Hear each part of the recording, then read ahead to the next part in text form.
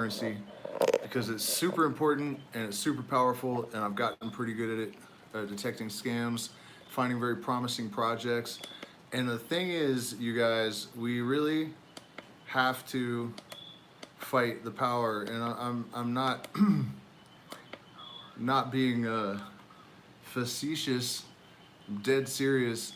Central banks, I mean, if we look at the market cap of just a couple of cryptocurrencies, like Bitcoin is in the trillions and BNB is in the trillions.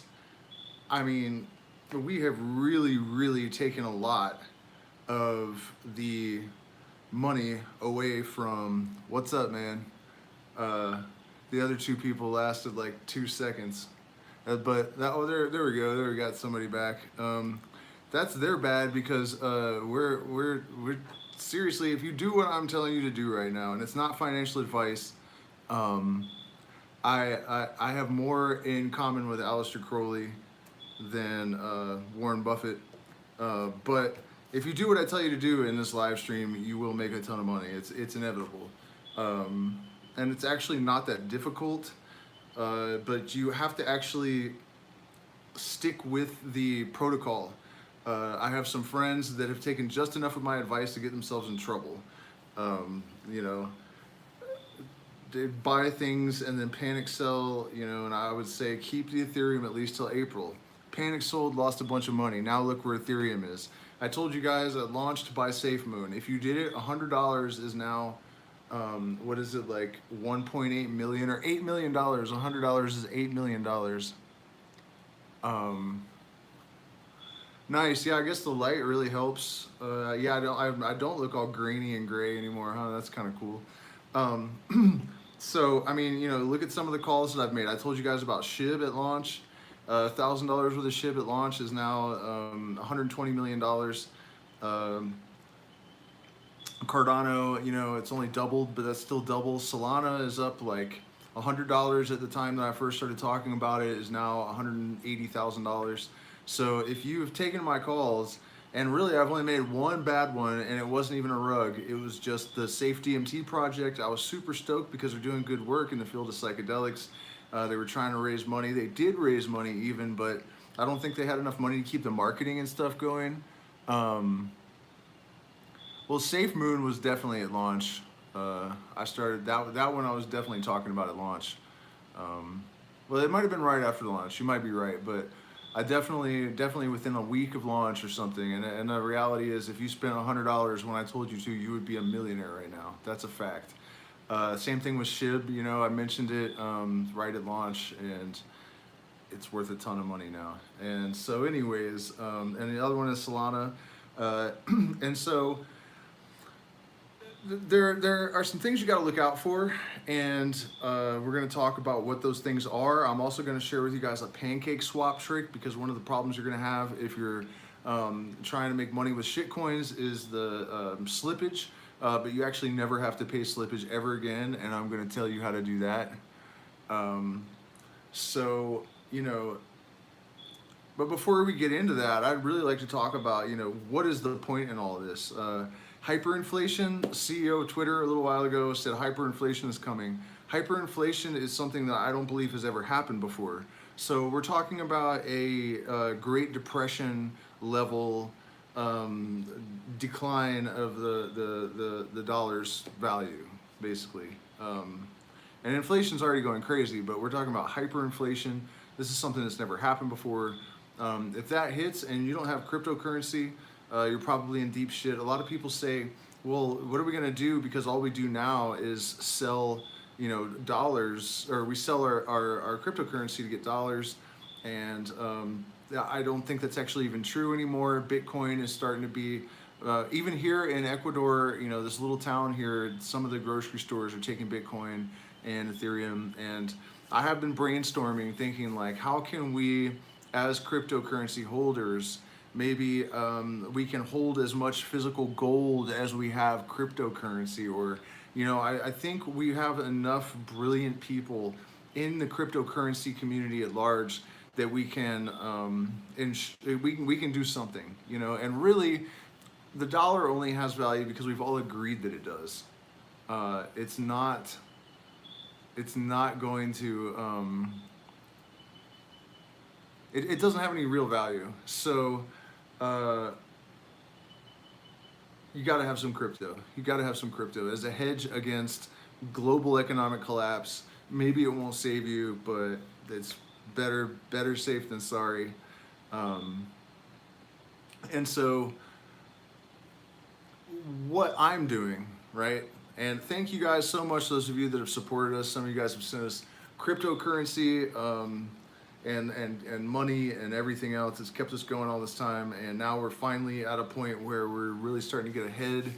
And my inheritance is finally going to happen, it looks like. So, you know, if Illuminostic has, you know, 30 grand to put into crypto, Illuminostic is going to be a millionaire in a couple of months. I mean, I probably will be a millionaire by May, I would think. And that's like, you guys are gonna watch that happen. It's not that difficult. My $84 that I just put in Cody, which is the one that I'm really pushing right now, they're not paying me to say anything about it, but I've been in direct contact with the team and people that work with the team. They're promising that they're gonna dock soon, which is the only like major red flag. My $84 that I spent at launch is now $2,300.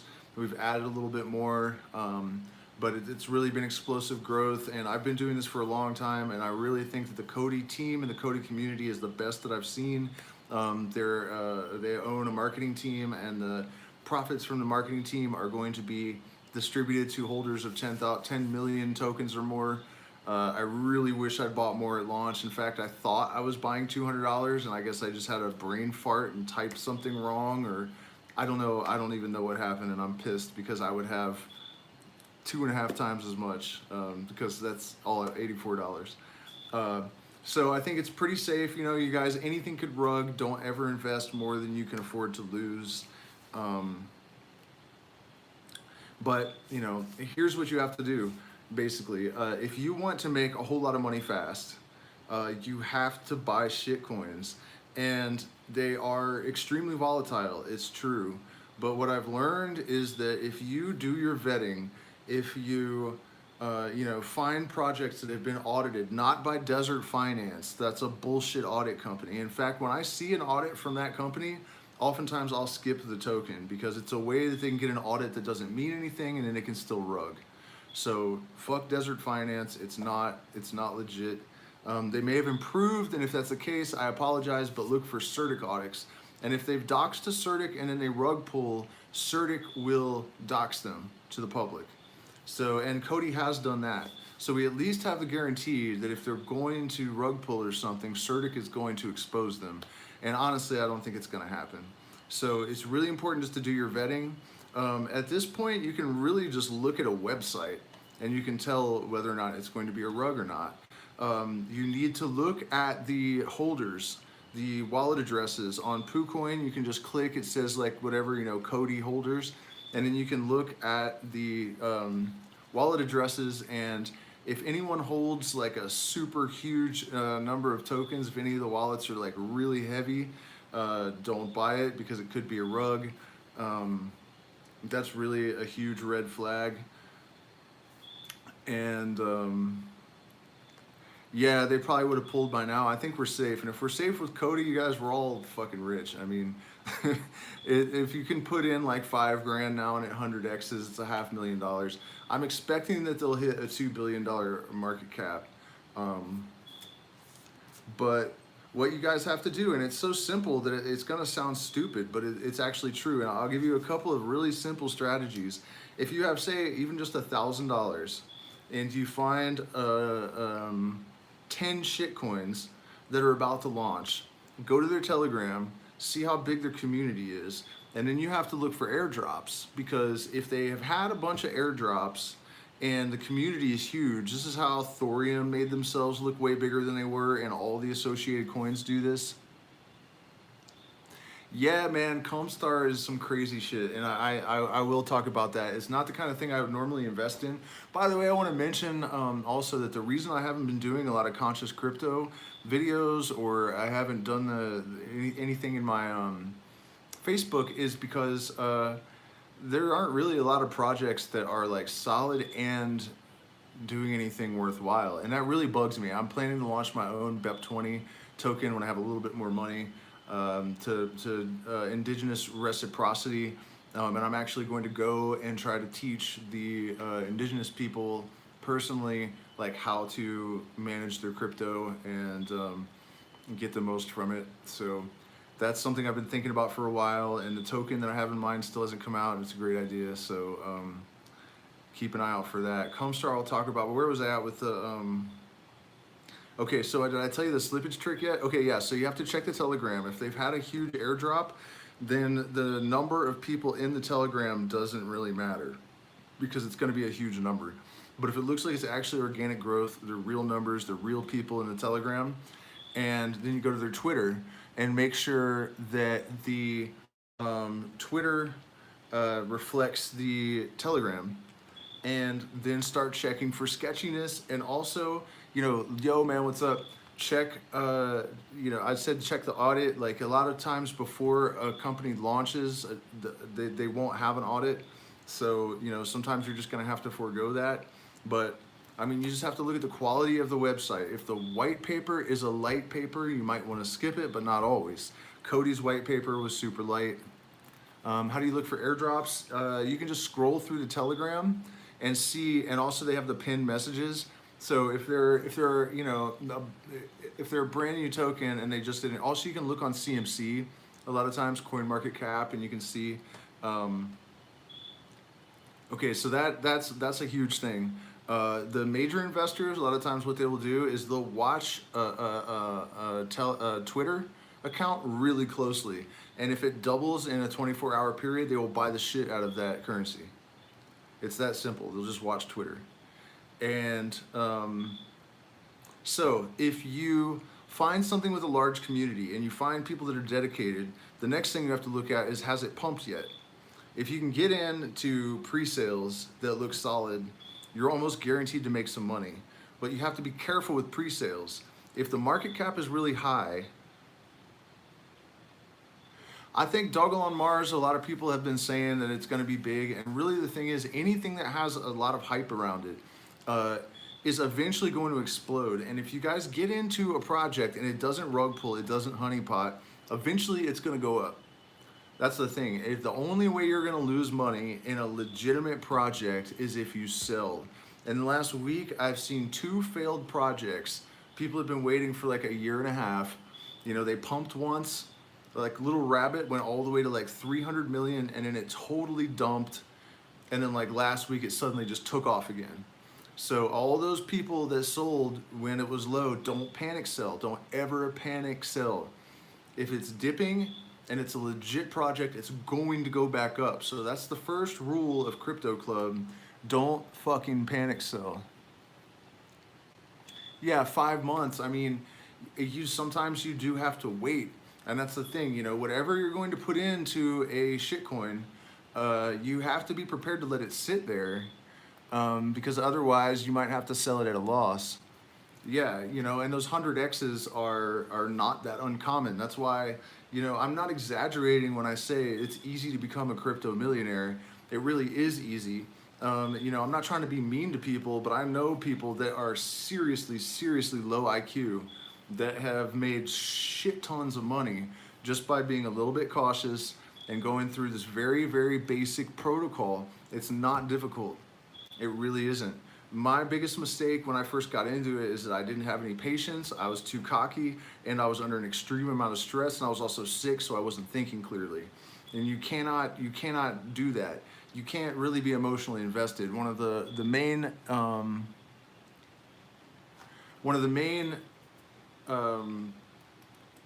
qualities that you have to have is to be emotionally detached, so that you can, you know, not panic sell and whatever.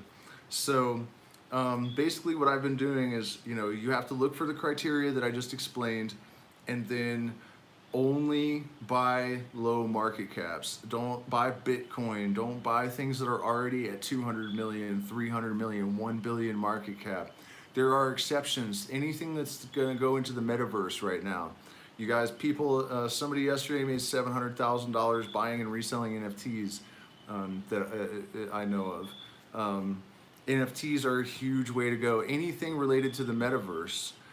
So, Decentraland's mana token is probably already pretty high, but that might be one of those exceptions where there's so much potential that you shouldn't let a high market cap stop you. And here's another element of Meta Hero 2. Another element of this is that you do have to do some basic work if you really want to know when to sell, because shitcoins will pump to a crazy number and then it will drop so fast that sometimes you can't even sell. Like Pancake swap just breaks and you can't sell. And so you just watch the line go all the way down to the bottom and you're fucked and there's nothing you can do. So you need to know a couple of things. One of those things is if you're in a pump. I haven't heard of that one. If you're in a pump, as soon as the volume starts to slow, if it's not something that you think has a really committed community that's really going to hang on to it, as soon as that volume starts dropping, you have to sell. Okay, so I'll answer Eric's question about Cumstar. It is a porn token, obviously. It's an NFT platform and marketplace. And girls are making tons of money. Some of them aren't even nude. Some of them are actually doing pornographic stuff, but they're selling their NFTs for crazy amounts. And then every time they sell after that, for the rest of your life, you get money. And that's an awesome thing, by the way, you guys. If you have pictures, you have art, you have music, you have whatever, if you set up an NFT and you sell it, the OpenSea and probably standard, but you can check, you get a percentage of that NFT every time it sells forever. So, you're looking at streams of passive income, man. That's NFTs. It seems dumb as hell to me, but people are spending tons of money on them. It's really working for people. So, also a lot of these you can stake them, the NFTs, and then you can make a lot of money. We've already paid for our Epic Hero NFT and then some just by staking it in the Epic Hero staking pool. So then when we sell the NFT, it's all profit. So, but Cumstar is probably about to be one of those projects that blows up to like, $10 billion, $40 billion, whatever, super high market cap, because they're kind of like the porn meta hero. They're creating a metaverse where you will have totally realistic virtual reality, which is basically what the metaverse is, and then you'll have sex toys attached to you, and you can any porn star that is on their platform as they grow, and they've already got some big names. Market cap right now is only like 12 million, and I mean it's almost like they've been around for months. They're not going to rug pull. So if you buy $1,000 worth of that in a few months, you're almost guaranteed to 10x or more. Really, if it goes to $1 billion and you buy in now, you're talking about 100x. Ton of money. So I got kind of lost because that was a bit of a sidetrack. Yeah, but that's a crazy ass idea, and that's one of the things that you have to look for, man. Like Meta Hero has these scanners that you're gonna go into, and they scan any object and a person, whatever. You could bring your dog into the fucking metaverse with you, right? So they're gonna kill it, man, and they're already at $1 billion, but that's one of those exceptions where you're definitely going to make a lot of money. Well, what I was saying though, you do need to know a little bit of technical stuff. I was talking about the volume starts dropping, right? That's one indicator that you need to get out of a shitcoin if you're just trying to pump it and just take your money. Of course, it's always possible that pump, it'll slow down, it'll dump, and then it'll go 10 times as high.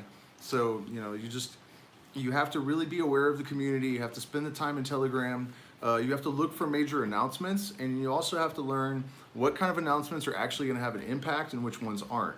A lot of influencers are actually not really good for these cryptos because their audience just wants to pump and dump. Impact X blowing up. Right on, yeah, I'll definitely check that out. I'm definitely looking for projects that are gonna blow up.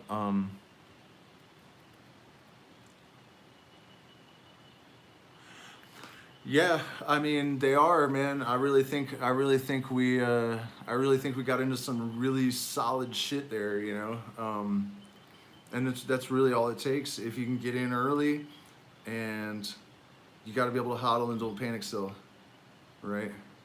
Hola.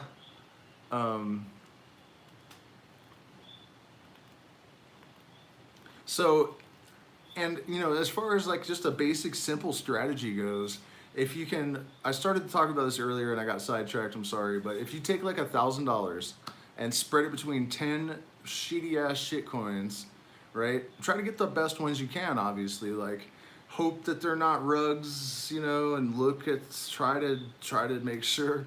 It's difficult because there's so many scams, and I mean, it's it's usually like if they have a dumbass mascot, like a really corny, um, what is it called? Like their logo, you know, some corny ass thing, and you can kind of tell by the way that their language, um, usually, you know what I mean. You can just kind of tell that it's not really like highly intelligent people that are really dedicated to what they're doing, and I don't really know how to explain it beyond that, but you can usually get a feel for the rugs and the honey. Like I always know, you know, I've been rugged and honey potted many times, and you know, over time I've learned how to spot them and avoid them. But what I'm saying about this is that if you are at launch, right, or if you find them, like right now I have one called Angry Bakery, Angry Bakery. Yeah, it's at 183,000. So you find these super low market caps and put $100 in 10 of them, or even 5 of them. If even a couple of them 10x, which is nothing really, you're going to double your money on the, well, no, in that case you would just, if only one of them 10x's, you would just get your money back. But chances are really good that half of them are going to at least, you know, 4 or 5x, probably 10x, maybe 100 or 1000x if you're right in there at launch. So that strategy is pretty much guaranteed to make you money, lots of it. And you know, if you don't have that much money, do $50 in 8 projects. I mean, seriously, you guys. And the thing that you have to do at first, people hate this. I hate it. You know, but shitcoins are for pumping and dumping. They just are. So you know, people prefer to have long-term holders in their community. So if you get into good projects, I wouldn't advise doing this. But you know, if you want to find just some like skanky, would never bring this home to mama, hide it in the sock drawer, fucking stank ass shitcoin that is liable to make you a millionaire, you know, just pump it and dump it. I mean, that's what they're for, you know. So, okay, so the pancake swap trick, I forgot to mention this. And slippage kills you, man. Like if you're constantly buying, you can't do anything about it when you're selling, but the pancake hack is that if you put a decimal point and 3 zeros after the token you're buying, you can bypass the slippage. And so then you don't ever have to pay slippage when you're buying any token ever again. It works every single time. So that will save you a ton of money. You're welcome for that hack if you didn't know it already. And then of course, for the long term, like what I would really recommend doing is projects like Solana, and Terra, and these altcoins that are actually going to pretty much definitely continue to increase their market cap, and probably dramatically so over the years. As you make money in the shit coins, you can put it, you know, those should be your savings account. Just don't just put it in the bank. Oh, really? It doesn't just go away? Okay, well, it's still gonna save you money because a lot of times if you're buying during pumps, for example, you're gonna have to guess, and even if you miss, you're still, when you fail a transaction, you still get charged gas fees. Well, no, Mr. Charles, I think you might be misunderstanding actually. The taxes from the, yeah, only when buying, but the taxes are what you're losing the 12% to. Slippage and taxes are different. Someone explained this to me, and I thought the same thing for a while. But you can bypass paying Pancake swap with that trick, and then you only pay the tax when you buy into the currency. That's how it was explained to me, anyways. But yeah, either way, anytime you're buying, use the decimal with 3 zeros after it trick, and it will save you money.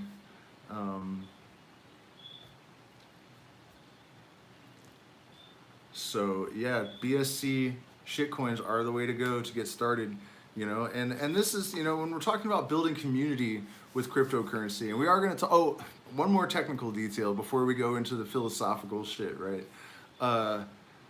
You have to learn some chart signals in order to know whether to hold, and it's really not that difficult, and you don't really need. No, there's no way to do it when you sell. You can't do it when you sell. You don't really need to know a ton, but it is good to know like what a bull flag looks like, what inverse head and shoulders looks like, and the bullish version of it. And you need to be able to see like the Fibonacci retracement, which basically, in most cases, the chart will repeat. It's not 100% reliable, obviously, but it's a pretty good indicator. So if you can learn to, at least kind of like roughly visualize the Fibonacci retracement sequence, let's see, the bull flag I mentioned, head and shoulders, and definitely death crosses and a bull cross too. Those are super important. Learn what the moving average lines are all about. You should know just the basic elements of chart reading, and then you can make your decisions with a lot more confidence. So I mean, I know that none of that sounds like anything like insane, but it really is truly, and here's the reality, you guys. Nothing can take the place of experience. You know what I mean? I could tell you all this shit in the beginning, but it wasn't until I really understood what it all means from experience that I could be absolutely sure. So it depends on your circumstances. If you need money right now and you have a little bit to burn, jump in and learn by experience. But you can also just practice without actually using money. But if you're going to do that, you have to write everything down so that you're not fooling with yourself, so that you have an objective tally of whether you have been correct, what you would have made, what you would have lost if you had been using real money. And when your average gets above a certain point, 75% or something that you would have profited on, then actually start trading for real. There are apps that can help you to learn to do this. A lot of times if you just sign up for the app, they'll give you some fake money to play with. You can actually learn day trading in that way. But let's talk about what the redistribution of wealth is really about. A lot of people, I think, kind of think that cryptocurrency is just going to do that work for us, that it's just going to happen because people are buying it. And I don't think that's really the case. What I plan to do, for example, a little bit more money. There are people in my community that are struggling. There are people that are even suicidal, and people that just have no money because of COVID. And then, there are a lot of you guys that have sent us a lot of money.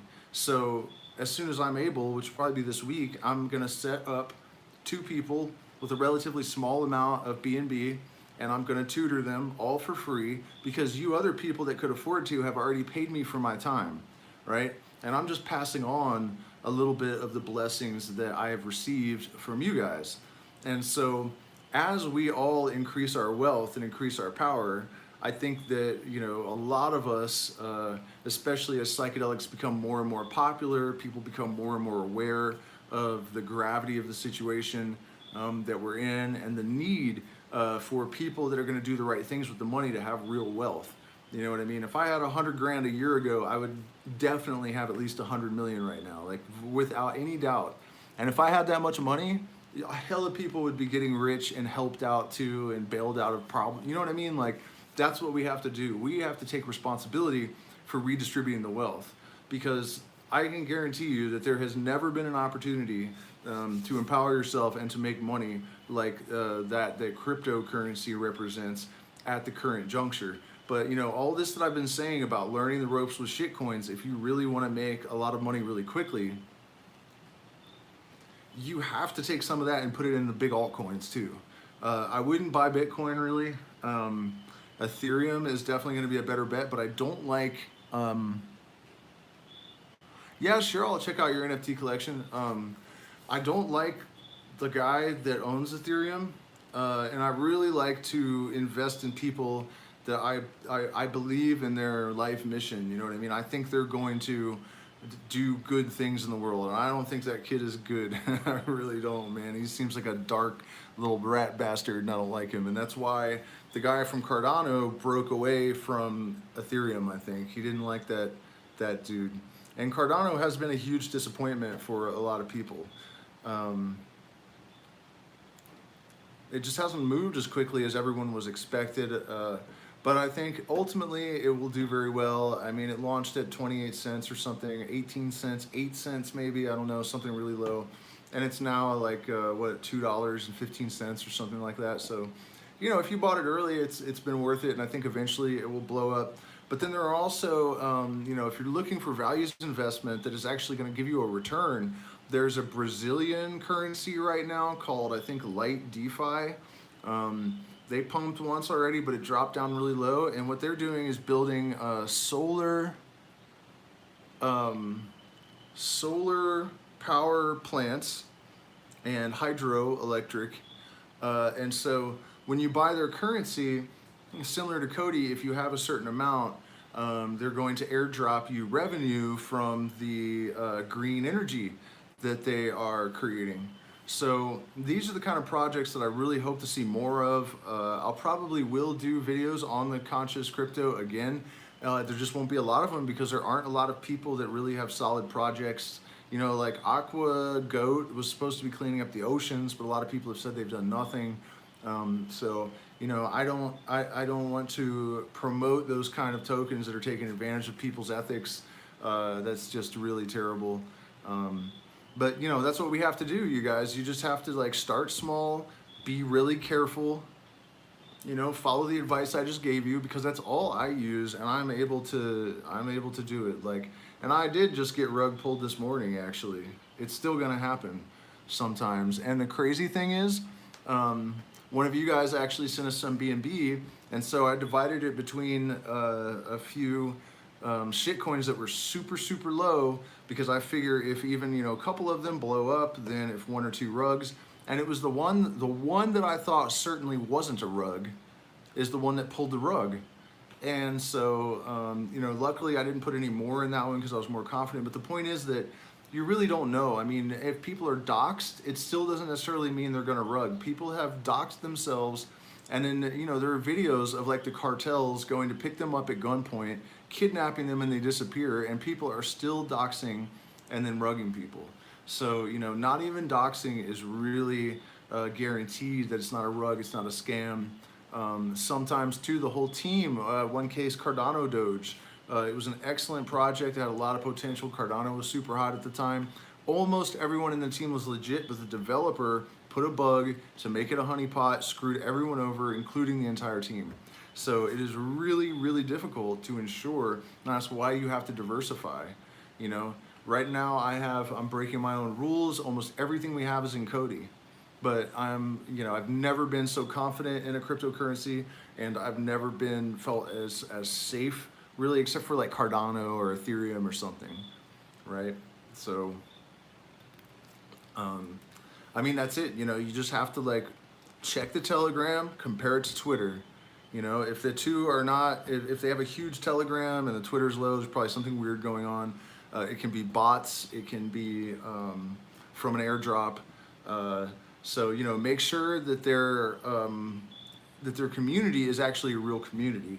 And then you have to really look at what people are saying. If you go to the Cody community, it's almost all intelligent people. Everyone's very positive. A lot of the communities, you can tell there's just a bunch of morons in there that can barely complete a sentence. And they're all those people are going to sell as soon as it pumps. And that's just really frustrating. So, you know, that's a huge thing. Like, you have to evaluate the intelligence and also the disposition of the people in the communities, because smart investors are going to create an ecosystem that will support growth, whereas stupid people will sabotage themselves, they will sabotage the community. So the community is every bit as important as the developer and the team. So you really have to check those things out. Do me a favor too, we have been demonetized, and we still have a hella upward battle to get out of debt and back home to California and all this. If you've been following, you know, my health struggles and stuff, I still have to get surgery. I found out recently that my life is actually in danger a little bit from this. I thought it was less serious, but apparently if I don't get these holes in my jaw surgically closed, then I can, I'm at 3 times the risk for stroke and twice the risk for heart attack, and on my mom's side we're hella high already. I'm predisposed. I'm confident that who is legit? I'm sorry, I didn't see the first half of that, and I don't have the chat on my laptop. Let me. Light DeFi is only 4.9 million market cap. Yeah, no. Am I okay? Am I confident? Yes. Positive? No. They pumped already to 22 million, and then it dropped really sharply. It would be good to see some evidence that they're actually building the power, the green energy plants. But Light DeFi, I think, is potentially a really, really solid thing, and they're doing something really important. Brazil, however, right now is in serious upheaval, and I don't know if that could jeopardize any projects that are working in the country, but it looks like full-blown revolution, which is awesome. It's great. We need to overthrow every government on this planet, in my opinion. Did I just say that shit on... See, that's why I need you guys to send me money, because I might disappear one night and I'll have to like hide. So there's a crypto wallet address in the description, and also Zelle, PayPal, email address, Cash App, and you can also support us on Patreon, where you can find premium content, and I say all kinds of stuff that I wouldn't say to the general public, which is already pretty goddamn crazy. So I'm just trying to think of what I haven't. I mean, do you guys have any questions or anything? Like, I'm trying to. I just thought about doing this today, so I wasn't super organized, I have to admit. So buy low, sell high, be patient. You know, don't FOMO. Don't FOMO. Don't, like, you start seeing green candles. Don't chase green candles. You chase green candles, you're in deep shit. Don't do that. The Chinese do that. I don't understand that. The Chinese investors, you know, Asians are really smart. We all know this. They can all play the violin by age 4. It's like the Asians get some kind of like reversed racism where it's all positive. Women are all beautiful and they can all play violin when they're 3 years old and do calculus without paper. Yeah, well, okay, so finding new projects. This is very, very difficult because there are so many of them, especially if we're talking about shitcoin level coins. There's like 300 or 400 new projects hitting the market every single day. So sifting through all of that garbage to find things that are legit. One thing that I generally avoid is copies. And that happens a lot, where the token will come out and then there's like all these spin-off tokens, and a lot of them do really well, but they're 100% going to be pump and dump. So that's the thing. If you're going to buy into something that's going to be a pump and dump, be prepared to watch it 24 hours a day. Remember that the crypto market never goes to sleep. It's not 9 to 5 like the stock market.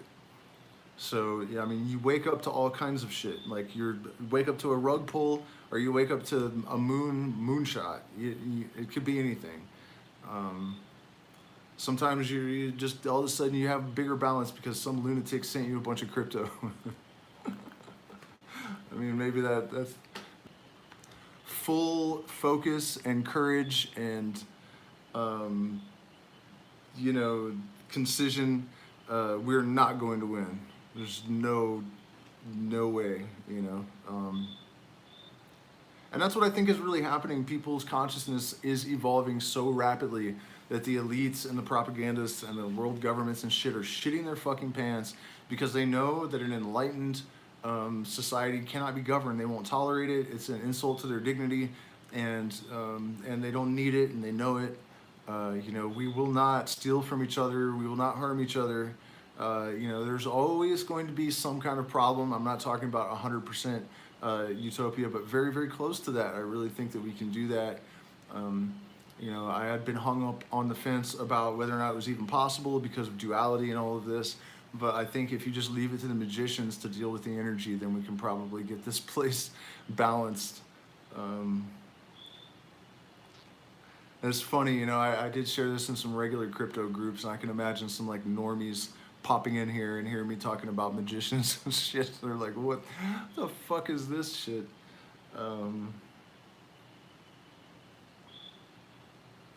Oh yeah, but discovering new projects. So there are lists on the internet. Oh, that's you, Eric. There are lists. I can't remember the names of all the sites. It's like icodrop.com. You can look on CoinMarketCap. A lot of times the trending ones, but I'll tell you guys a little secret. This is insider shit that almost nobody knows. And I only found this out because I brought so many people into Cody Coin. By the way, if you have bought or you're going to buy that, please let them know that I sent you. I haven't asked them for any kind of kickback or anything, but it would be good for them to know because it does help me get information before everyone else has it. And one of those things that I discovered, not necessarily from Cody Coin, but from some kind of situation where I have insider access. The trending on CoinMarketCap is not actually based on popularity. They actually buy those slots. They're rented. Trending on CoinMarketCap is rented. And I think that's relatively new. It seems, yeah, there are Telegram groups and stuff. I often will just scan through the Facebook groups, the shitcoins to the moon groups and shitcoins no scams, and I just look for like what are a lot of people, you know, what is everywhere, and if it's just the same person shilling it all over the place, that doesn't count. You have to like actually look and see if there are different people, because there are some dedicated shillers out there, and there are some cryptocurrencies. Oh yeah, in Telegram, yeah, just at the dev or one of whoever, and just be like, yo, yeah, Illuminostic or Lightbearer. I use both of those in there.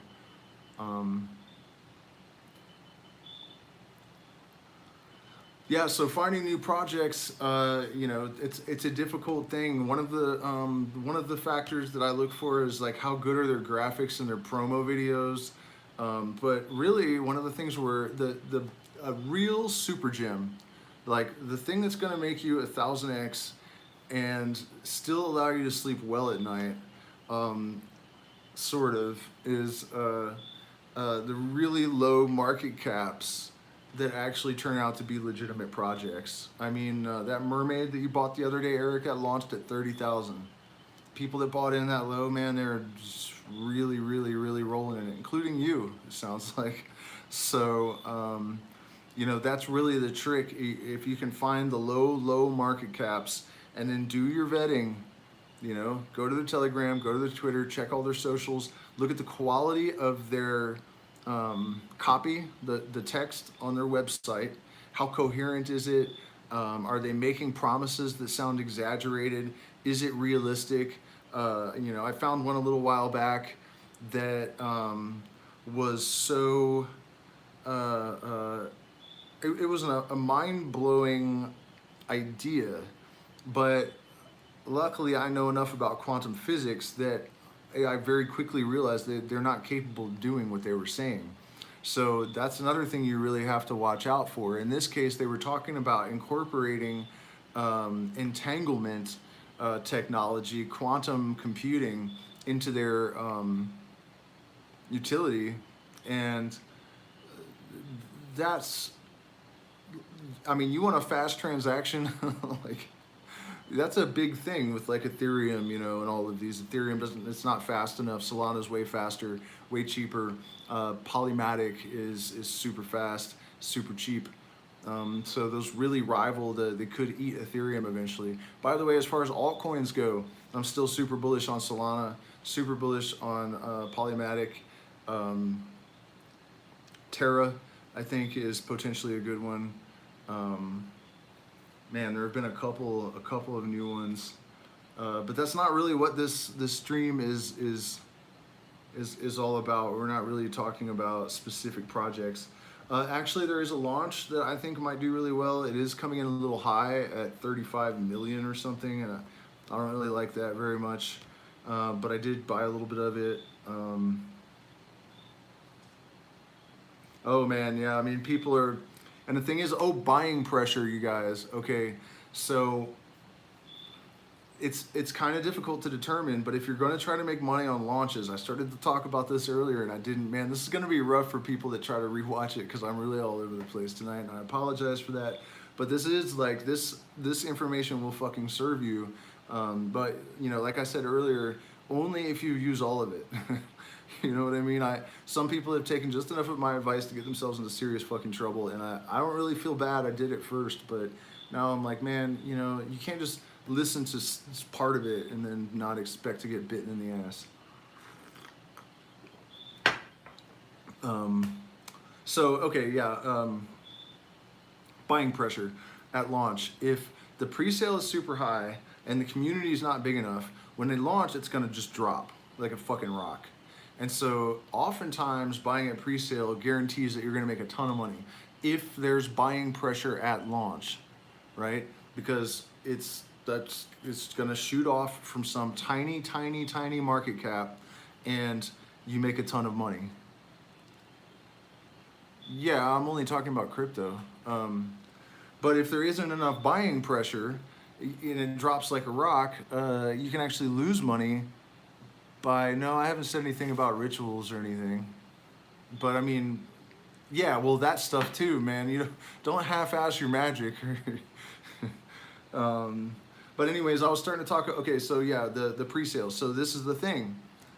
If there's low buying pressure on a pre-sale, and you can determine that, right? And it's not that difficult to do. Just don't buy the pre-sale. Wait for all the pre-salers to sell off, and then it'll bottom out, and then you buy the dip, and then it flies. And so then you're getting below the pre-sale price, and that can be a killer way to do it. So if you're gonna try to do pre-sales, you have to be able to evaluate whether there's enough buying pressure and the size of the community. Again, you have to see if it's actually organic. Are they real people? Make sure they're not bots. Make sure they're not people that just got an airdrop. And what happens, the reason that happens is because they'll say, we'll give you this little airdrop. It's usually like nothing, like a couple of pennies worth of the crypto. And you have to join our Telegram, and you have to go like our Twitter and all this stuff. So you really have to try to make sure that it's not just an airdrop, because I've been tricked by that. You know, I was like, oh my God, they haven't even launched and they have 50,000 people in their Telegram. No, they don't. No, they don't. And then also another way to check it is to look at the number of members, and you can also see how many of them are online. And if it's some stupid huge number and there's 18 people in the Telegram, then you know it's not organic growth, and you know that the buying pressure is not real. And you can take advantage of that, because after the launch, the price is going to dip and then it's going to go back up if it's a good token. So Satoshi Crypto is the one I was about to mention. I know none of this stuff is very conscious, but it's not about that. Right now, I feel like what we need to do as a conscious community is just get hella money, get paid all day long. I don't care if it's 1 o'clock in the morning, we getting that money. Follow these rules, you'll have mad bread to break up. If not, a lifetime to wake up. Slug hit your temple. Watch your frame shake up. Caretaker doing your makeup because you're wrecked. You know what I'm saying, son? So, Satoshi Crypto. I'm just looking at the Telegram right now. The pre-sale is done, but people are piling in, and they're like, hey, can I still put in 10 BNB? So I know right now the pre-sale is done, and I'm watching people just pile in here saying, hey, can I spend money? Can I spend money? Can I spend money? They're all getting denied. So now I know that the pre-sale that I already bought into in a couple of days is gonna fucking rocket. And so you guys should be there at the pre-sale as well. Put your money in, and you know, like there's a lot of people. Actually, the starting market cap is only 17 million. It's not as bad as I thought. So now I'm like 10 times as bullish on this project, because the pre-sale is closed and I'm watching the Telegram blow up. They're real people. I can see them commenting. They're asking questions. You know, they're trying to put in large amounts of BNB. So I know for a fact that this project is going to fly, right? So that's a big thing to do. And then also whale watching, you guys. It's Satoshi.finance. I will send you. I'll send you a link to the website.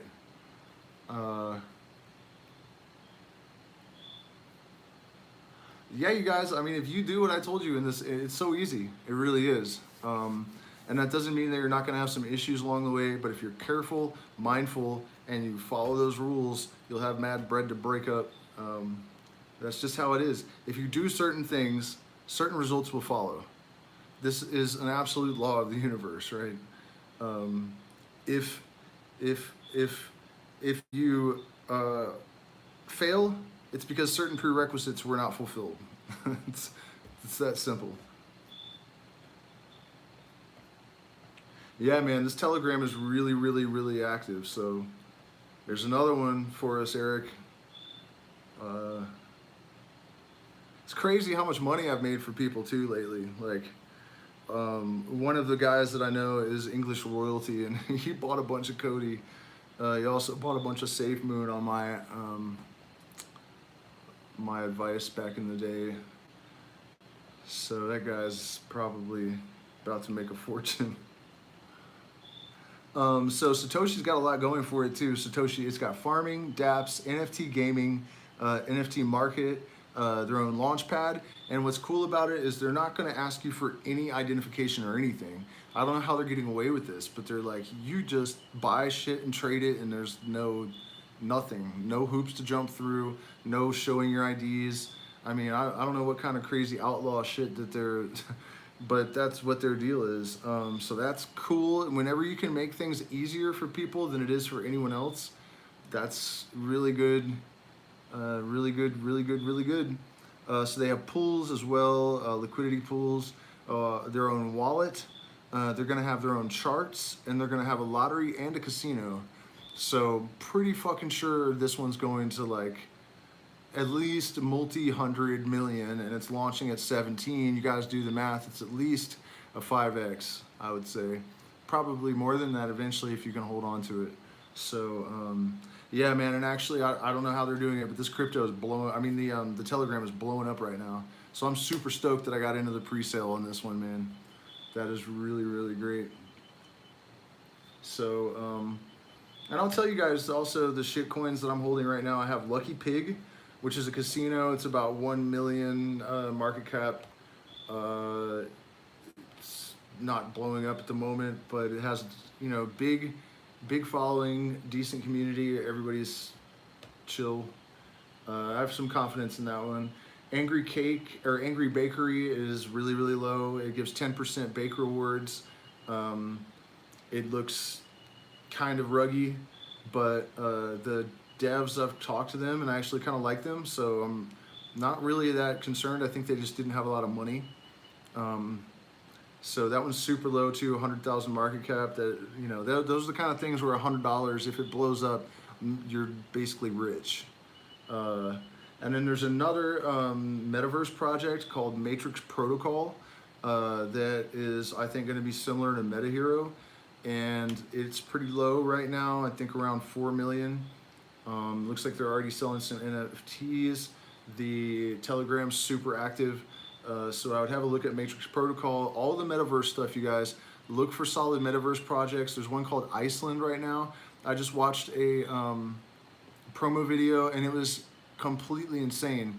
And you don't have to have a goggle on somehow. It's augmented reality. I don't know if there's some kind of catch, like you need Neuralink in your head or something. I don't know how it works, but you can go anywhere and you can like walk around, and there's people you can talk to. But and it's like the metaverse, only right now in the metaverse, the graphics in a lot of them, they're not really great. It almost looks like a 1990s Nintendo game. But this company has just like real, everything is real. There's like waterfalls, and you know, there's moss growing, you could almost touch it. And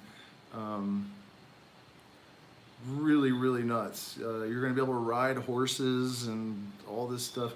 And they're launching, so I still have to look that up and see exactly what the name is. But it's Iceland Metaverse. That'll probably find it on Google. Guaranteed to blow your money sky high. Guaranteed, 100%. Like, no chance of fail. Like, if you get into decent metaverse projects at launch right now, not even great ones, decent ones, there's no chance that it's not going to do extremely well. The only problem that you're going to have is that it might be a scam, and the other problem you're going to have is that you couldn't buy enough. That's it. I don't really like rewards tokens. I think they're cooling off too. So, you know, Angry Bakery, actually, I bought a very small amount of it and I got a lot of rewards so far. So that one's maybe worth looking at. And it's only 100,000 market cap, so you throw a little bit in there. It's very high potential. Cody coin, obviously, I wouldn't even call that a shit coin, really. I mean, technically it's on BSC, but you know, it's a legit company. They have an associated marketing agency. You get drops of revenue if you hold 10 million coins or more. Mega Shibazilla is another ridiculous shitcoin that I bought a little bit of, just because I went through all these Telegram groups and there were all these polls like, what do you guys think is about to blow up next? Mega Shibazilla was leading every single poll by a good margin, and it still hasn't blown up. And it looks a little bit sketchy too, but they're doing an AMA. I'm pretty sure they're doxxed. So they're saying they're going to redo the website. So again, it's always possible they just didn't have a lot of money at launch. They couldn't afford a good website. Now they've made a few $1 million in BNB, and they're going to upgrade everything, and it is totally fine. You know, I'm pretty sure they're audited as well. So, and I guess they're going to burn half at 5 million market cap, which means if they make it to 5 million market cap, it's going to double, basically. So probably worth a shot. I mean, and then as far as like the conscious stuff goes, you guys, Nano, I think still has a lot of room for growth. There's a really good organization called Seeds out there that is going to be doing really good stuff. It's kind of exclusive, which is a weird way to do cryptocurrency. Like, you have to basically get invited. But they're actually really going to give money to holders, like a lot of it, if they're doing good work in the world and the kind of projects that they want to support. They're going to throw money at the people that buy their currency. So, I mean, that's the plan, to like give almost all of it back. It's like some communist hippie thing, right? But they're serious, I think, and I think it has a lot of potential. So check out Seeds and try to get someone, if you know a hippie, you might be able to get invited in.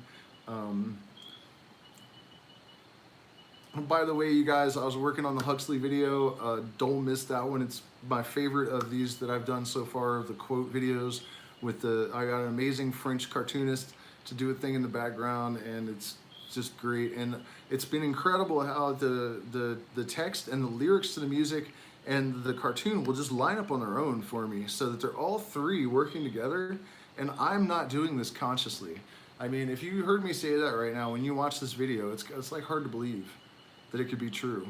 But then you have to ask yourself, like, how would I have edited it? Like, I mean, I don't know. It's a crazy thing to see. What else do I have right now? We talked about Lucky Pig. Epic Hero it's already pretty high though, I don't know. Oh, Sandbox. You guys, Sandbox is new, and they're like Decentraland, but they're not Decentraland. Actually, let's take a gander right now. Take a gander. Take a gander at Sandbox and see where it's at, because this is probably a smart one. User-generated crypto, and yeah, you're gonna be able to buy real estate. Snoop Dogg is a partner. The Care Bears, Atari. Oh, this is weird. The Smurfs, like Avenged Sevenfold. What the hell is this? Oh yeah, they're gonna have concerts, like real live concerts. I mean, you guys, I'm totally sketched out by all this shit. I gotta be honest, because COVID to hit, and they want everyone to stay in their houses, and they're taking everyone's money away, basically making it really hard to make money. and all of a sudden this metaverse where you can just go anywhere in the world and it looks real is available, like right at the same time that all this other shit is happening. You know what I mean? Like, I don't like this stuff, and I'm not really thrilled to support it, but I think that the people that are watching my videos and in my community, it matters more that we empower ourselves financially than, you know, this stuff is gonna fly no matter what we do. You know what I mean? There's no stopping it, so we might as well capitalize on it. And it's not like it's just terrible. I mean, we're basically like, if you're supporting these metaverse, you're basically a heroin dealer or something, you know? I mean, it's that bad, really. But we got to do something, you know? I mean, I'm not really happy about it though. But yeah, the sandbox, definitely. Here, let's see what it's at on CoinMarketCap. I might have to buy this one right now while I'm on the middle of the live stream. Cody is trending, but they bought it because that's how it works. Maticverse, that's probably going to be a good one. Okay, let's see what the sandbox is. Sandbox. Oh, wow. See, this is what I'm saying, you guys. This thing is brand new, and it's already 2,527,000,000. I'm not going to touch it because it's so high already, but honestly, these metaverse projects are probably going to go into the hundreds of billions. Yeah, it's the right one. It's the right one. It'll go up. It's brand new. It'll probably. Let's see what Decentraland is.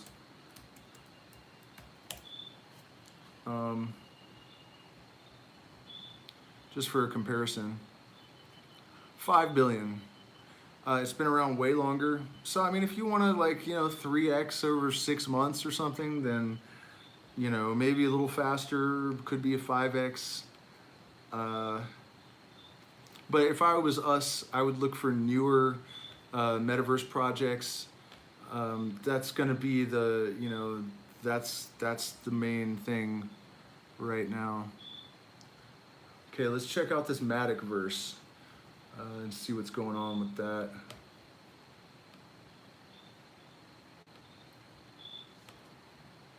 Mega Shibazilla is very low right now, by the way. Oh, it pumped today. It's at 36 million. So missed that a little bit. There is a pre-sale for an ADA rewards token. It's coming out pretty soon. ADACONG.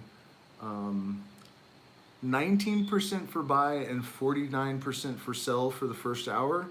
So that actually ensures that that's a good thing to look for. Some of these tokens, when they launch, they will make a really high sell price so that it has time to climb, and pre-sellers can't wreck the launch. Nothing you can do about snipes though. That's always a bitch. So next Tuesday, this ADACONG is launching. Could be good.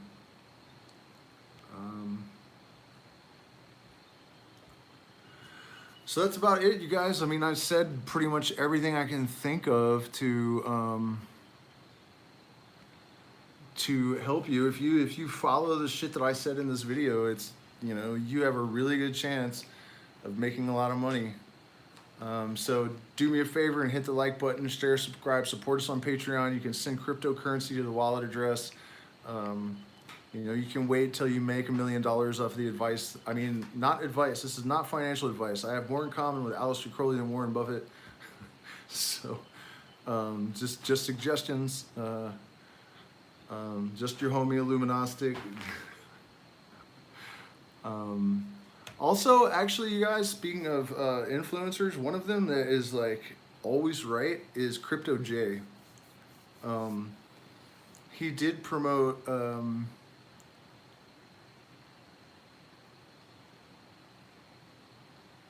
what do you mean? Can the guy who mentioned, what is that? What does that mean? Right on, Ryan. Yeah, and honestly, you guys, I mean, I hesitate to say this, but then I forget I'm on my fucking channel.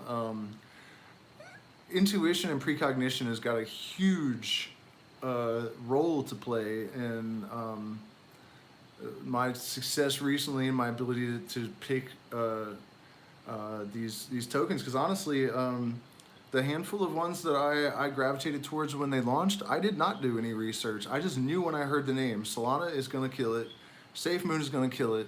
Nobody had to tell me anything. So, you know, it is really worthwhile to take some time to cultivate your intuition, because it is a real fucking thing. And I think that if you're on your real life's course and you're doing the work that you need to do and you're in alignment with your higher self, you will find that things kind of just congeal in the most remarkable ways. And you know, we have symmetry to thank for that. I think it's implicit in the order of the universe that these things are natural, and we have been indoctrinated into believing that they're not, and it's just not true. My experiences with this, there's so many of them now that I just have no doubt about it at all. I mean, I'm looking at two books. One of them that I found because I dreamed that it was in an old bookstore and went and picked it up the next day. And the other one, I said out loud that I would like to find it, and it's rare. An 81-year-old copy of it I found in a bookstore in the middle of fucking nowhere the next day. Like,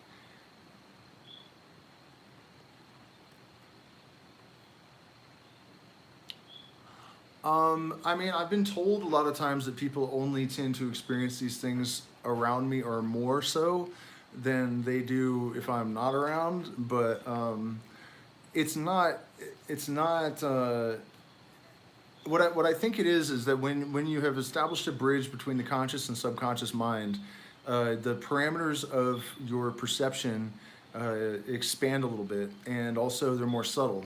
And so you're able to pick up on these kind of details in the universe that we just kind of missed.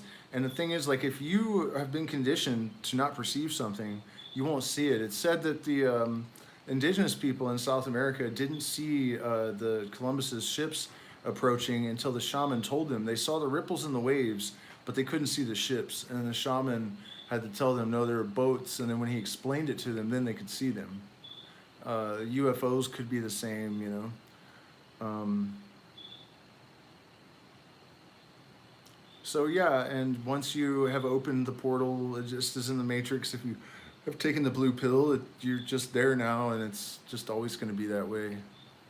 It never stops. I've been terrified about that in the past, that, you know, that it would all this magic in my life would just vanish at some point, and then I would be left like in this like hellish material, totally blind, you know, matter, just dildoing around.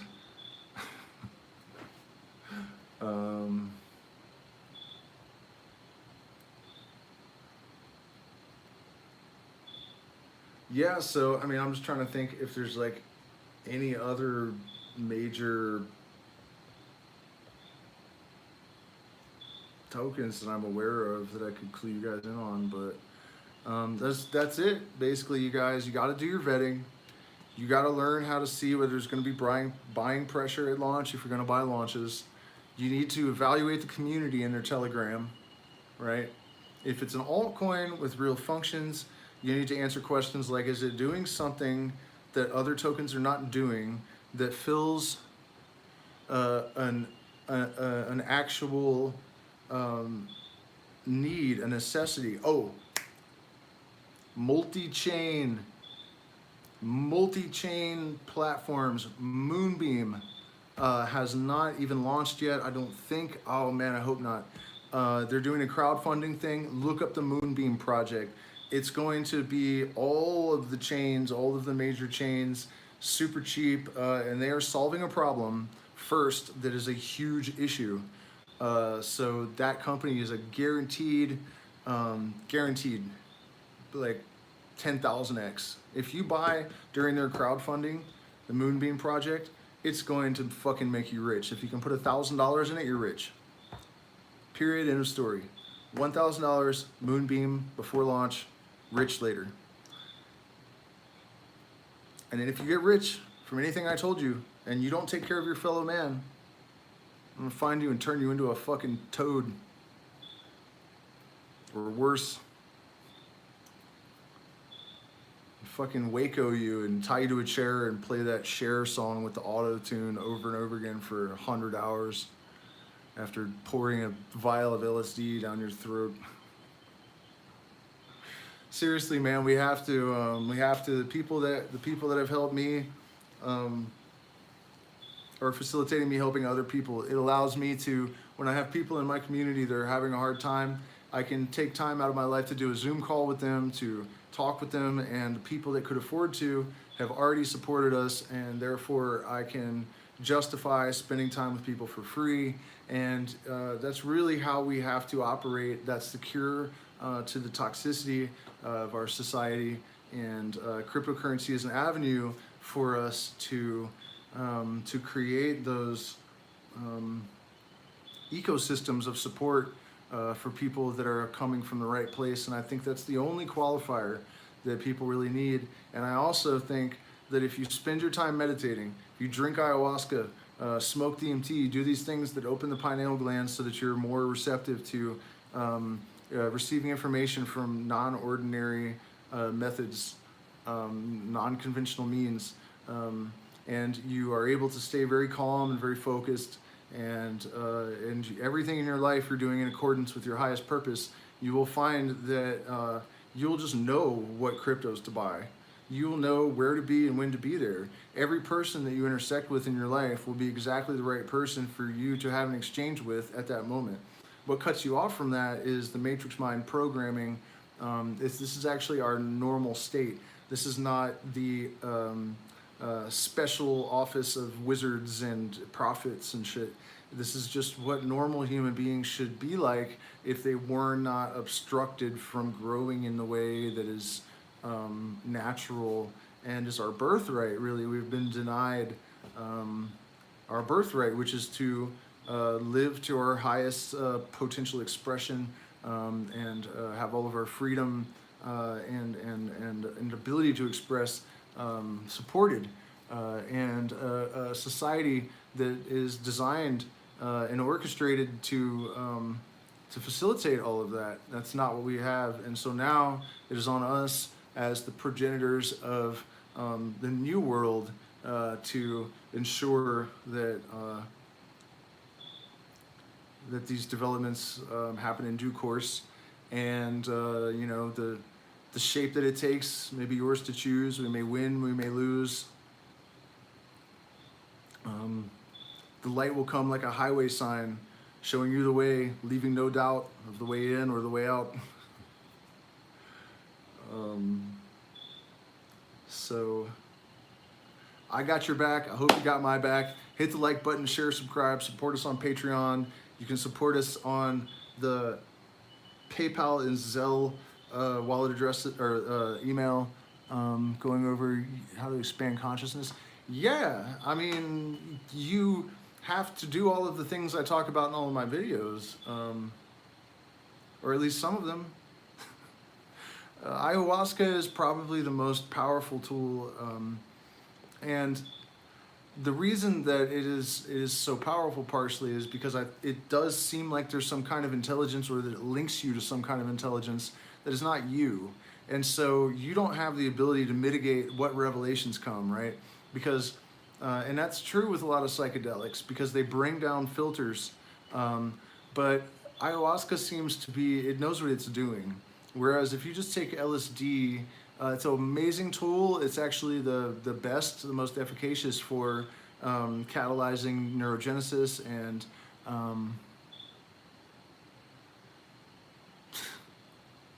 enhancing neuroplasticity so that you can repattern very rapidly.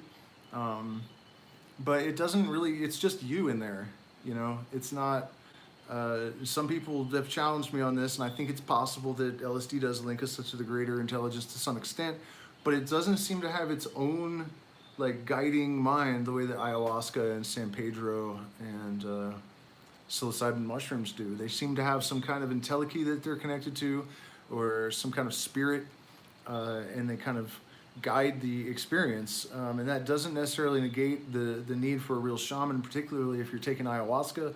But I can tell you that DMT does actually literally activate your pineal gland. You can literally see through your forehead sometimes when you drink ayahuasca. For sure, you can close your eyes and walk around. You can go downstairs. You can do whatever with your eyes closed. You can see through your fucking forehead. And it's partially because there are rods and cones in it, and it's connected to the visual cortex. So it is actually an eyeball. And you know, the experiences that I've had when I was seeing through my forehead, like other people saying things that I'm thinking about, and so it's you know, it has demonstrated to me with undeniably that it does indeed have the capacity to activate dormant capacities of consciousness and rally those motherfuckers so that you can actually use them. And you do have to watch out for ego inflation, and you have to stick to meditation and all of that. But what's up, Kensho? I mean, you've missed most of it about the crypto. I would advise that you just watch the whole thing over again if you want to know what I was saying, because honestly, it's not anything that crazy, but if you follow what I said, it'll work. It's a true fact. But you just have to be careful not to go overboard in any shitcoin, because the possibility of rugs or even a bug in the contract. There's instances of bugs in the contracts causing honeypots where I'm actually pretty confident they didn't do it on purpose.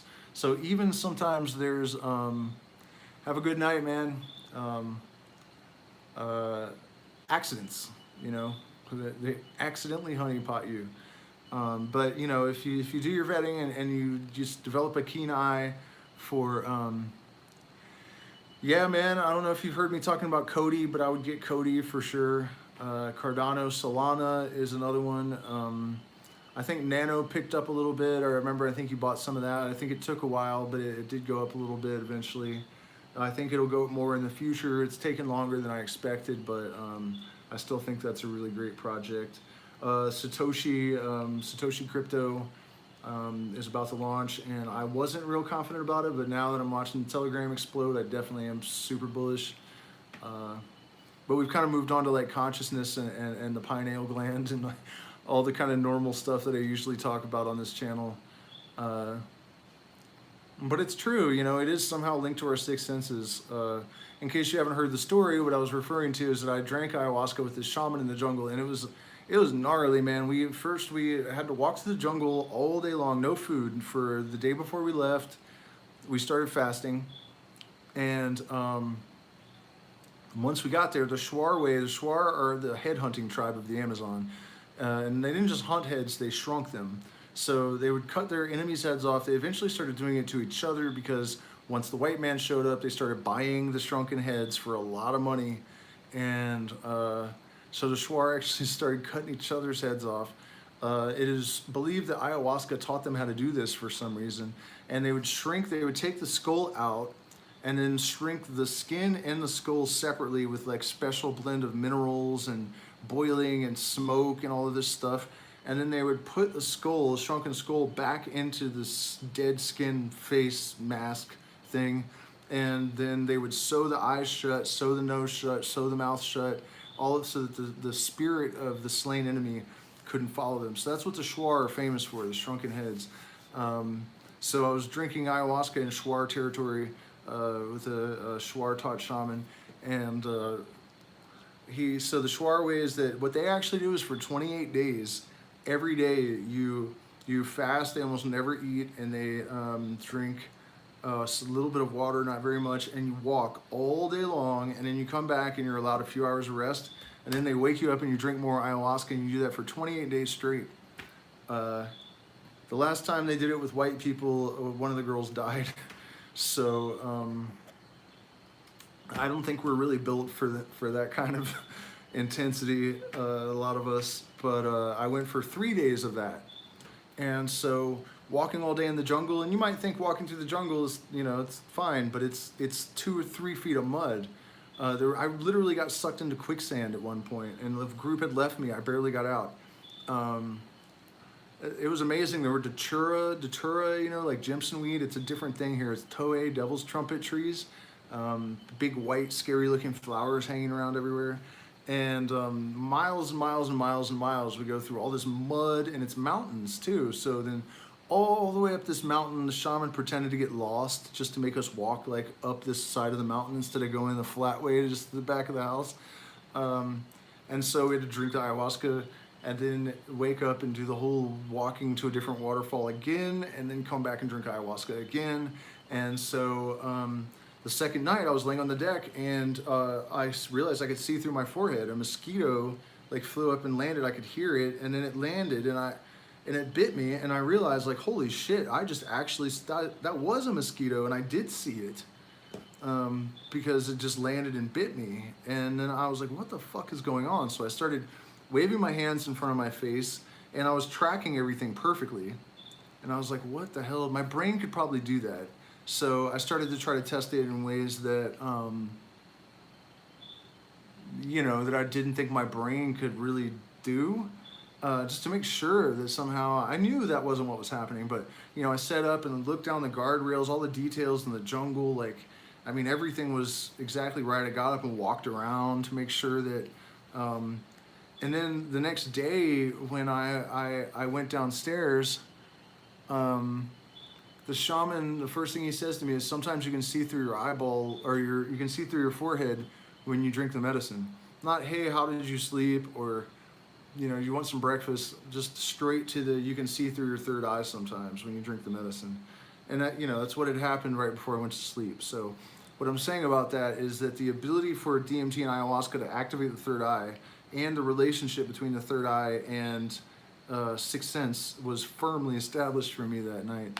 Ayahuasca with Syrian rue, I haven't tried it myself, but I know that I have a friend that comes to drink with me sometimes from Holland and other people, and he said that it's nothing like the ayahuasca that I make. I mean, after he drank a little bit, I asked him, so is this similar? He's like, no, we have nothing like this in Holland. So, and also, I use Charlie Pongo, which has also, right on, man, I hope you do. Except we might be back in California by then, but either way, you can come see me there, or I'll come back to the Amazon anytime. I absolutely love the Amazon. It's an amazing place. I don't know what the fuck I was talking about. I've been talking for a while. Yeah, I mean, we're definitely not talking about crypto anymore. Any other questions, you guys? I mean, I know Syrian rue makes you way sicker. You can just take less of it probably. And yeah, fasting and ayahuasca, man, that was fucking gnarly. Also, while we're on the subject, I'll tell you this story about the visions that night, man. Holy crap. It was because I had been fasting and drinking 2 days in a row. LSA, sorry, okay, I'll answer that. Lysergic acid amide. It is the first time that a chemical was discovered in the laboratory before it was found in nature. LSD was synthesized in 1937, but not discovered until 1943. LSA is from baby Hawaiian wood rose and other types of morning glories. And like the heavenly blue has it, the pearly gates. And so there are a couple of ways that you can take it. You can either, and so it's diethyl is lysergic acid amide lysergic acid diethylamide tartrate 25 is the LSD that people take, and LSA is lysergic acid amide. So it's just two ethyl molecules different or something on the skeleton. It's very, very, very similar, but I only took it once, and apparently the dye that makes the flowers blue is already present in the seeds. So I was concerned about pesticides and chemicals on the seeds because we bought them at like not Walmart, but some big corporate place, and we started turning fucking blue, and I knew we weren't really tripping very hard.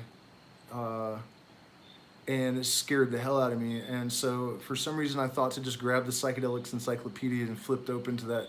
And they're like, if you turn blue, don't be alarmed. You're not dying. It'll go away. So if you eat the heavenly blue seeds and you turn blue, don't worry about it. You're all right. But there are more physical symptoms, probably because of other alkaloids in the. Yeah, if you have to buy them from an organic company, if you plan to consume them in that way, you can buy them for consumption as well. But I think it's very difficult to titrate the dose, and it's also often accompanied with a lot more physical symptoms than LSD. Most of the people that I've heard that have managed to make it work didn't do it twice. So, yeah, I'm sure. But I think there are probably better ways to trip. Uh, but everything's worth trying once. I would try it again, I guess, if I was in Hawaii and found myself walking along the beach and saw some baby Hawaiian wood rose. You only have to eat 3 or 4 of them. I'm gonna give it a go, I guess. I'm gonna do a couple more of my actually tripping music and just talking streams, higher doses this time, because it's mushroom season again, so the Pinellas are popping up everywhere. My favorite. Yep. I mean, I'll sit here and chat with you guys if you want. I mean, it's getting late, but I don't have anything to do, so my coherence is failing me a bit. Hell, I could even. Oh wait, no, it's too late. I was gonna say I could play a song.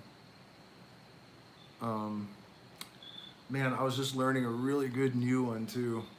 We'll save it for the live stream. Any other questions or anything, you guys? Did I miss anything that you can think of on the crypto thing? It's really basic, you know? I mean, what you have to do is follow those rules, make a bunch of money in shit coins, put it in altcoins. You know, man, I mean, a friend of mine did tell me 2 people that you can buy from online that are totally legit on the dark web. But here's the thing. A friend of mine visited and he brought some acid that he had gotten. I don't know how there's, you know, every time I've said to hit the like button, there's been like 11 people and there's still only 6 likes. Anyways, not trying to bust your balls. Yeah, I mean, to an extent, we're biological robots just running programs, but let me finish the, yeah, okay, well, don't get the research chems. But the guy brought the LSD that he bought on the dark web, and I don't think it was LSD. I mean, I've eaten a lot of acid. I consider myself a connoisseur. And he's like, oh, it was tested, lab tested, like they have all the stuff. I don't know that that actually means that you can believe it. You know, some sketchy ass dark web people like, look, we doxed our acid. Like, I don't know if I would trust that really.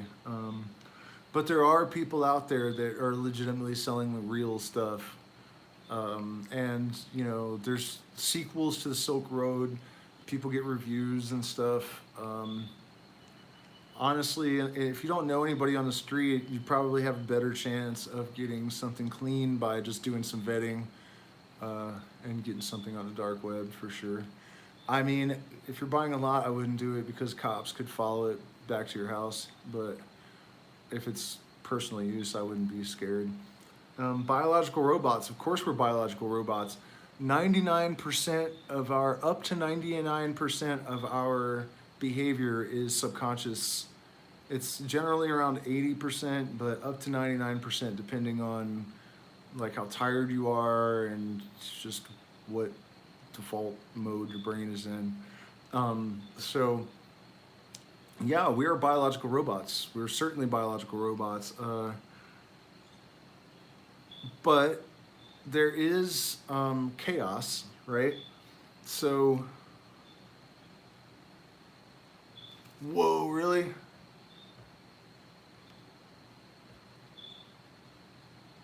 Huh, Maticverse just started going up too, actually. Where's my Mega Shiba window? I want to see this. Oh, I must have closed it. Bitch. Yeah, man. but I don't think that we don't have free will. I think that there's order and chaos in equal amounts. No, dude, Mega Shiba Zillow. Oh, it's up 300,000 since. I thought you were saying it is because it's already higher. Yeah, dude, I think almost all of the shit coins that I bought the other day are going to at least 10x. Yeah, that's a nice little green candle there. I mean, if I had more money, I would put more on a couple of these for sure. I'm all of my B&B is definitely buried in all of these all these projects, but that's all I'm using them for. I'm using them like a dime store hooker. I know that's a really crass way to put it, but it's true. I'm just, I'm just trying to like get more money to put in Cody before it blows up really. That's my only purpose for buying these. But it will work for you, man. If you get them low, be careful, spread your money out, don't put too much in any one place. And then later on down the road, $1,000 will not be a big deal. You can divide 10,000 between 10 shit coins. And if only 3 or 4 of them 10x, you're still, and it's possible that all of them will once you get good at vetting. Sure, but I just mean in terms of like being cogs in a machine, like one concept is that once the quantum particles at the Big Bang did anything, they just set a sequence of motion, a sequence in motion that every result was inevitable, right? And it's crazy that like the Navajos say that too, that everything that happens is the only thing that can happen. And when I look back at my life, it really does seem that way. And it also seems like it all makes sense. It's crazy when people talk about how life doesn't make sense and there's no point to anything. Like feel like I've been dragged around by like I'm almost on a leash or something. I don't understand that. But it's also obvious to me that I'm connected to something that a lot of people don't seem to be connected to. And I don't think I'm really special. I think it's just that we have been conditioned to not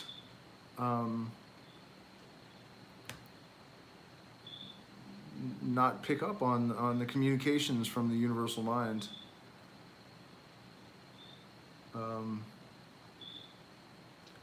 I mean, can you guys imagine, like, if I pull this off with the crypto and get, like, a lot of money, the kind of things I would do?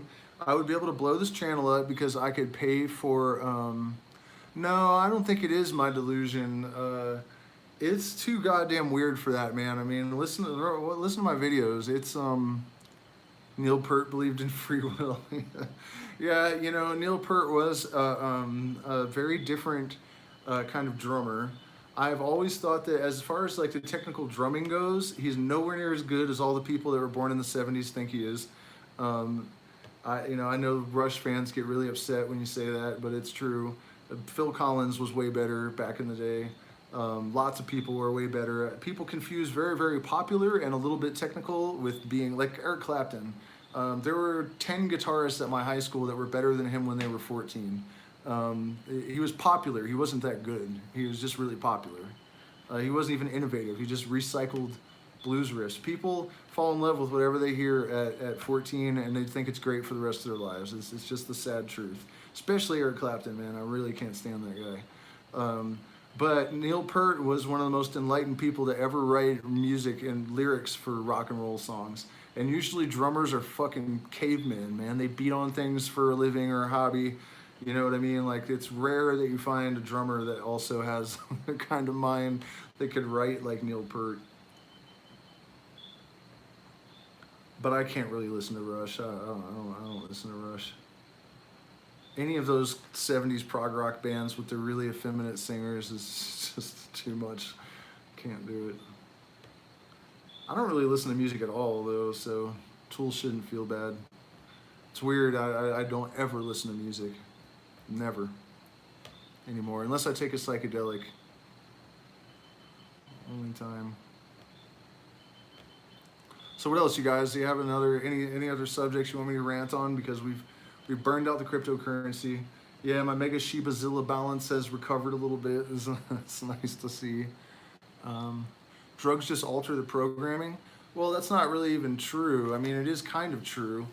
Uh, yeah, Alan Holdsworth, I've never really listened to a lot. But who's the guy from that era that is McLaughlin was like that Demiola, McLaughlin, and Jaco, not Jaco Pastorius. Who's the flamenco master guy? They did that like night in San Francisco with the three of them. Man, that is fucked up. They're like, it's impossible, those guys, and they're doing it anyways. But never stopped them, I guess.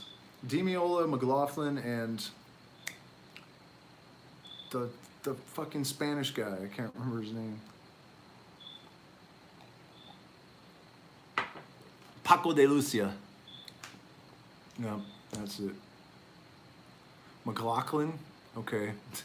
I've always wondered about that, about how exactly to pronounce it. Yeah, Paco de Lucia. Yeah, yep. That's the guy. And you know, if you're into like real, what do you call it? Not savants, but when people are just like so good that it doesn't make any sense. Virtuoso playing that is actually like coming from a deep place, because that's the thing about most virtuosos. Their guitar tone, especially in the guitar world, their guitar tone always sucks. It sounds terrible. It's dead and lifeless, overprocessed. They don't know anything about tone somehow, and they have no soul and no fire. It's just like mind-blowing technical shit, but it could almost just be like your alarm clock going off or something. It just doesn't matter. It doesn't mean anything. You know, Steve Vai had his moments where he wasn't like that, but he still had the band that sounded like elevator music, and you know what I mean? Like, and it wasn't really that fiery and shit most of the time. It was just kind of like weird, over-processed virtuosity, and that's how most of that stuff is.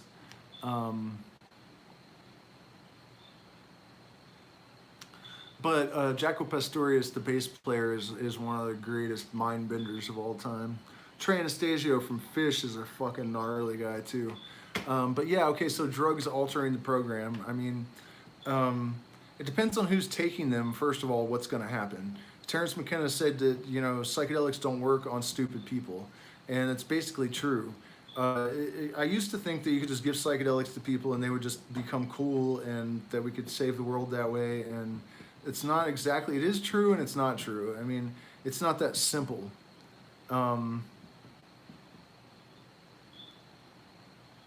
What do you mean? So what?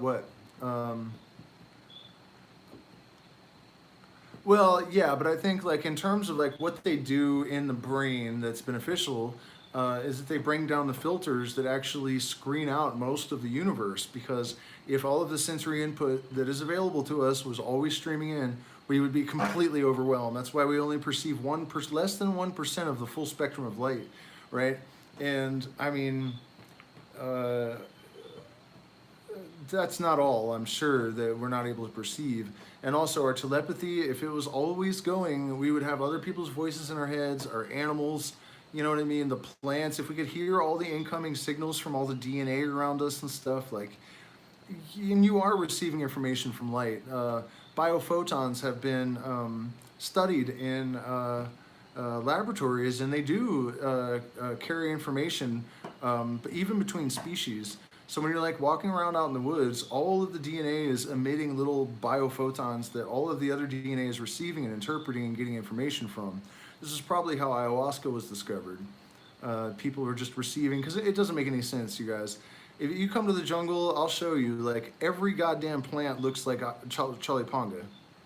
Like, every leaf, there's like certain like leaf shapes that, I mean, it's super hard to tell the plants apart, and there's like a million species or more. So yeah, and they have all kinds of different methods, biological methods. There's actually bacteria that carry transfer or communications minerals. But the biophoton is how we generally receive information from nature, and the idea is that we have stopped receiving that information because of lack of necessity. If an organism doesn't need some kind of biological trait or capacity, capability, it'll be subject to de-emphasis and de-evolution. This is how natural selection works. I'm not totally sold on Darwinian evolution because I don't think it's random. I think that's really dumb. I don't understand how anyone could believe that. If you look at the complexity of evolution and then you try to tell someone it's random, it just absolutely does not work. Even Darwin said the human eyeball alone is enough to refute his entire theory. So, you know, evolution is real, but it's only part of the story, the random mutations, because there's chaos and order in every system, which means that there's random mutations and there are mutations that are Lamarckian, which is the other theory of evolution that I think science abandoned just because it implied some kind of intelligence in nature. And actually, you know, that's not really scientific. You're not supposed to be biased. And that would include being biased towards things that are considered unscientific. You know what I mean? Like scientific bias is an oxymoron. It should not be a thing. And we know that, you know, a biased mind that will preclude observations from being made objectively. You will literally fail to see something if you seriously believe that it's not there. No, I haven't read Rupert Sheldrake's theory of more. Well, yes, I have, but it's been 25 years, and I think, and I don't remember.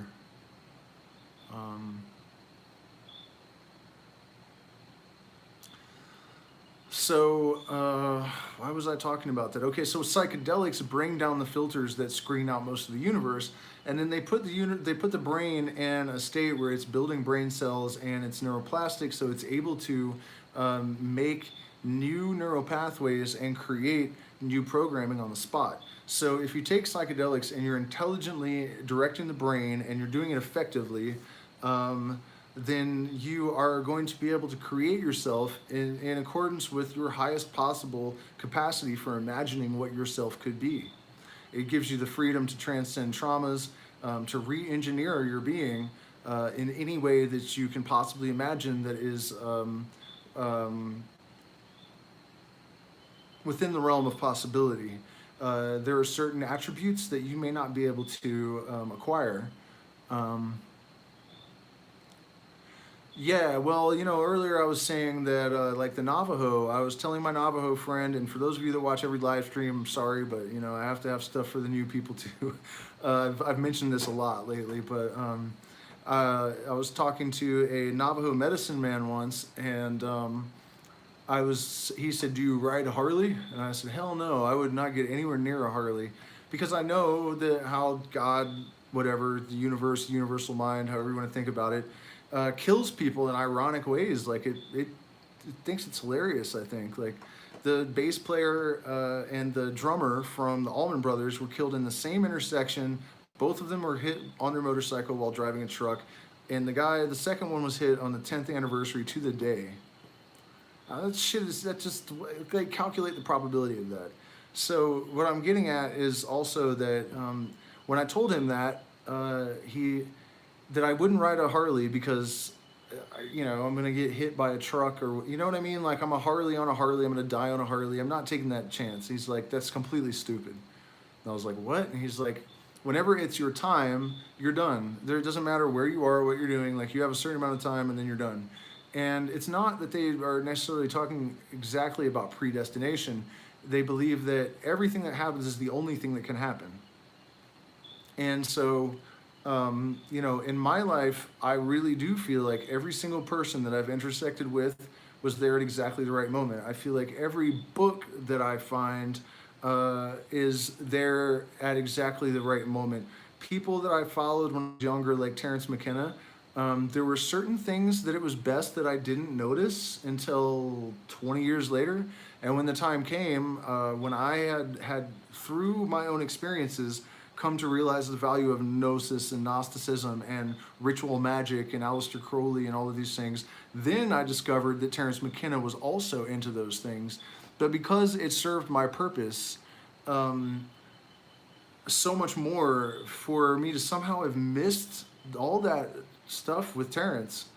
Of course, YouTube didn't exist back then, right? But it served me better to find it later, and so that's what happened.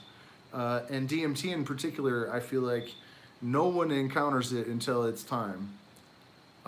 It just can't happen.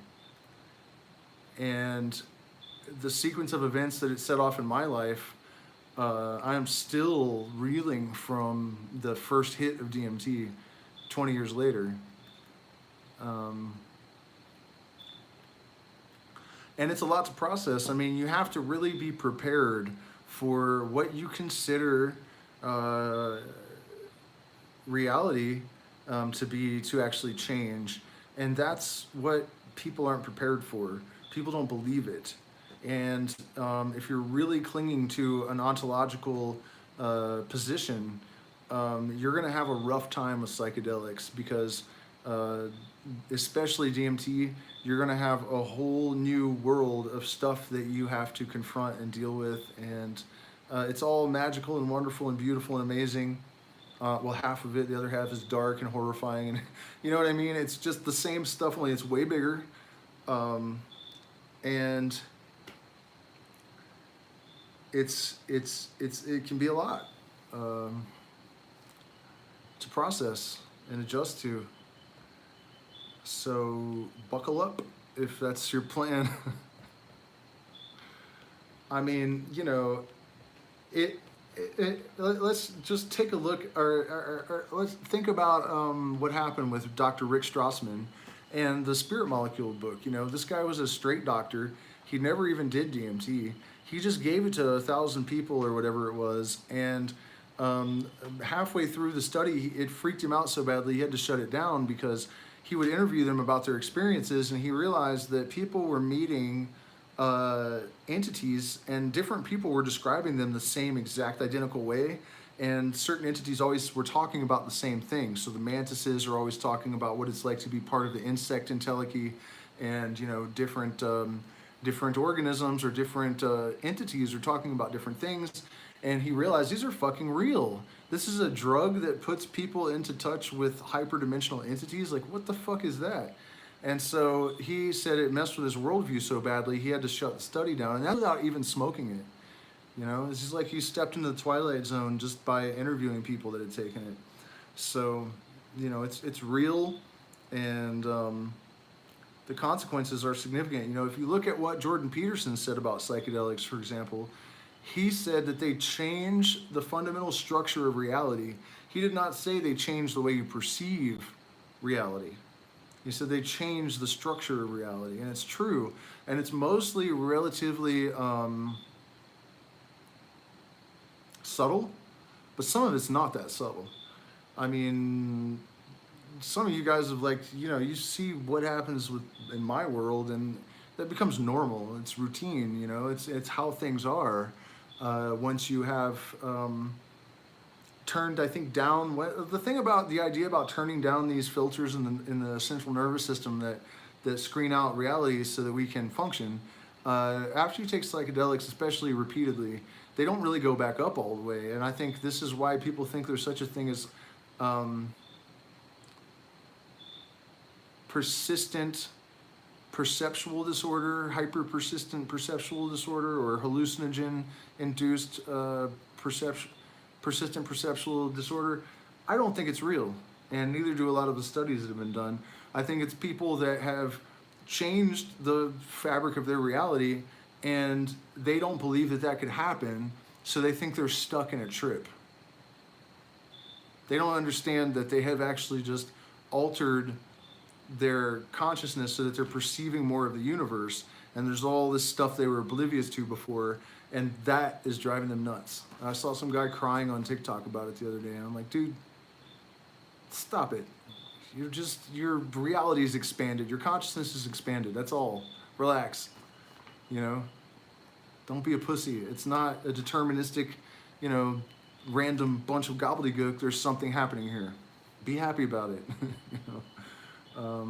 All right, I've been talking for 109 minutes, so please support us if you appreciate this. Take my, not advice, not financial advice, but suggestions in this live stream, and make yourself rich, and then help other people and help us by sending us crypto to our wallet address, or PayPal or Zelle or Cash App. Please support us. Patreon, get your premium content. I'm probably going to start dropping crypto tips in there along with all the other stuff that I do.